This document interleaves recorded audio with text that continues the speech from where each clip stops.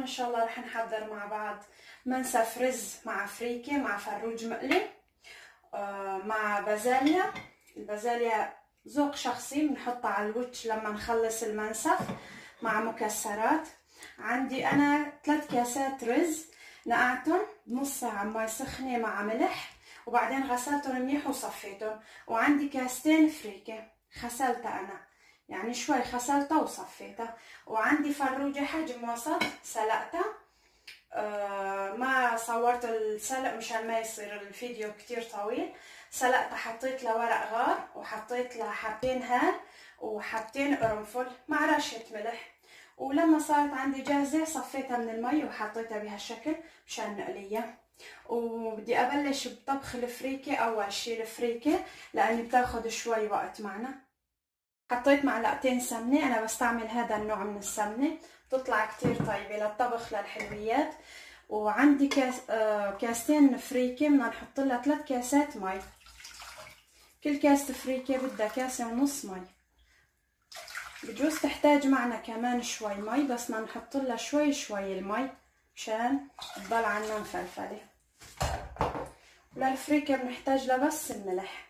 بدي احط معلقة صغيرة ملح، خليها شوي تغلي المي وبعدين ننزل الفريكة.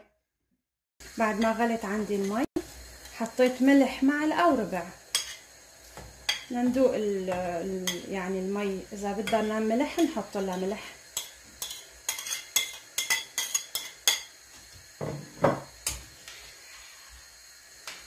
نخليها تغلي عنا شي غلوتين 3، بعدين رح نوطي الغاز عليها مشان تستوي كتير منيح.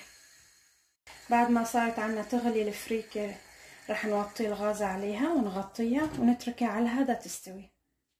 بعد ما نشفت عندي مية الفريكة حطيتها على جنب وبدي ابلش اطبخ الرز.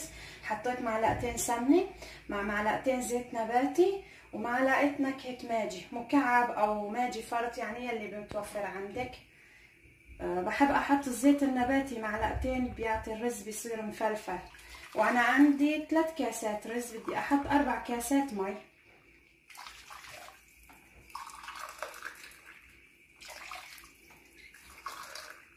ومع معلقة صغيرة ملح، ما نكتر ملح لانه نكهة الماجي مع ملح. بعد ما غلت عندي مية الرز رح انزل الرز. بدي اخلي الرز تقريبا 10 دقايق يغلي وبعدين بدي اوطي الغاز عشان عندي حبة الرز تفتح عندي منيح.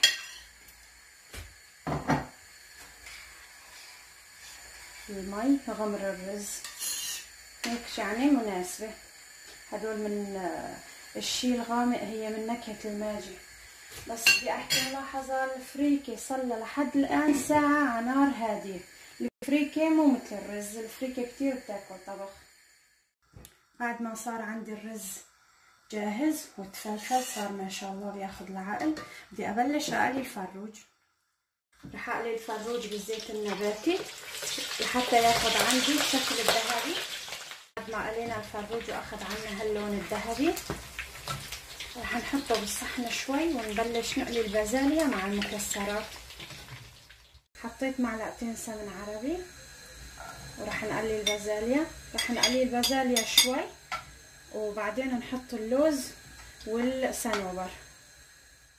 بعد ما قليت البازاليا شوي رح انزل المكسرات نقليها، خلي اللوز ياخد لون ذهبي فاتح وياخدوا من بعضهم النكهات. قلت عنا المكسرات لوز مع صنوبر مع البازاليا واخدت عندي هاللون الذهبي. بدنا نبلش نصب بصحن التقديم. بدي اصب اول شي عندي الفريكة.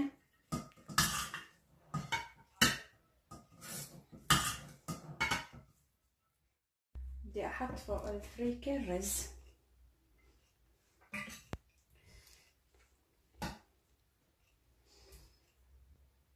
انا طبخت الرز عندي رز قصير مو رز طويل، هو حسب الرغبة، بس الحمد لله طلع عندي مفلفل وبياخد العقل.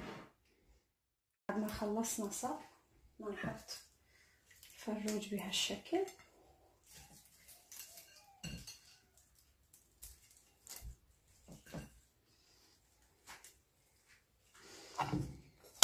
نحط المكسرات مع البازاليا.